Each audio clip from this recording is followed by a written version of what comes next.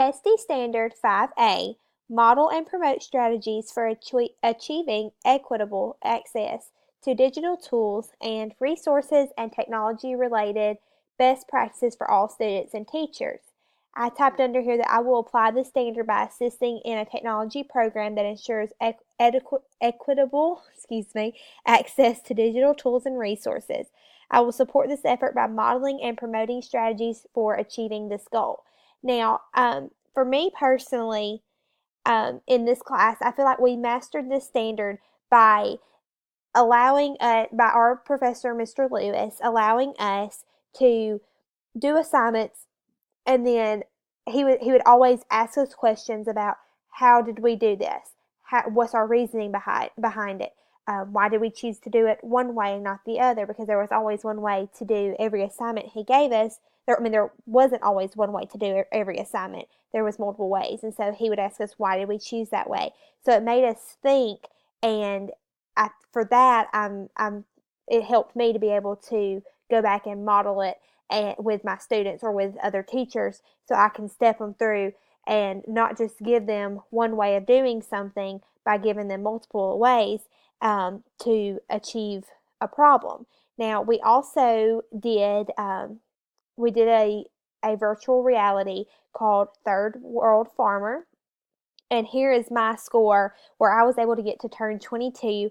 But with this Third World Farmer, there was every time you did it, you wouldn't get the same answer or the same results at the end. So this was a great tool for us to look at how to what was the best way to promote it to our students or to other teachers, and had them really thinking about what choices they made and why they made those choices. I also feel like by you ensuring that students and teachers have access to technology and resources, that you're also promoting digital citizenship.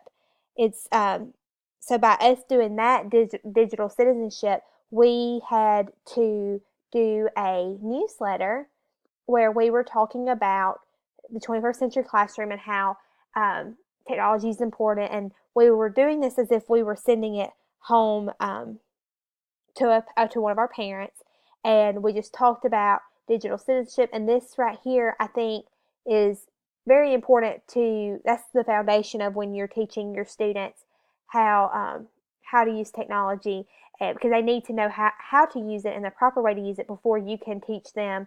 And it's all about modeling. So you need to model the proper way to use technology or applications or websites or anything you're trying to do. They look to you for that model and representation on how to do something.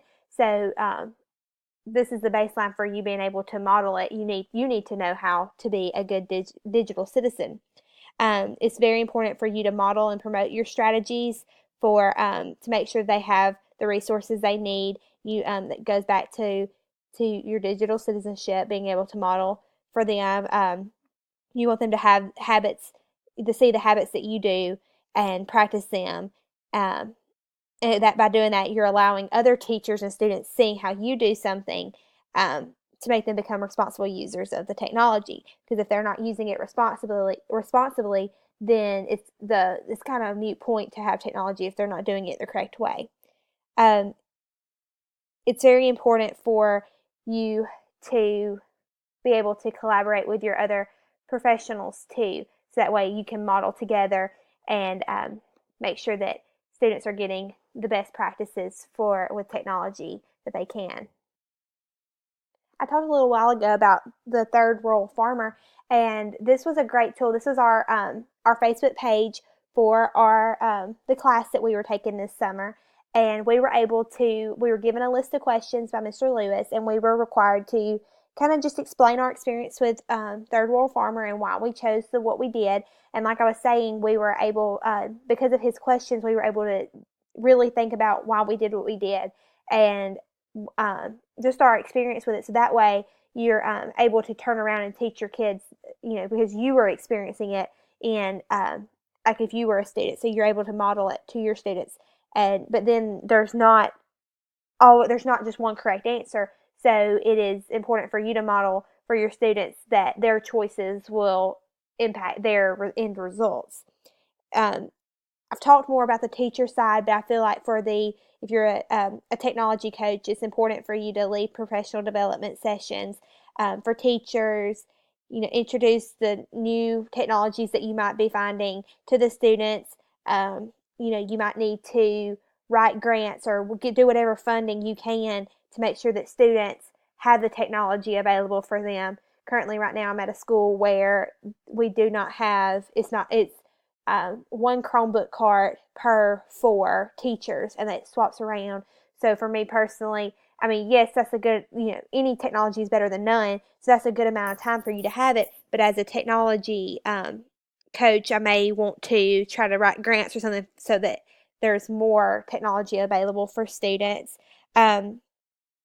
It's just very important by you modeling how to do everything, you're able to show the students and show other teachers how important technology is. And by them seeing you model and show that you're trying to get what they need for the technology, it makes them more excited to have it, and it just means a little more to them when they know someone is trying really hard to give them the best possible technology.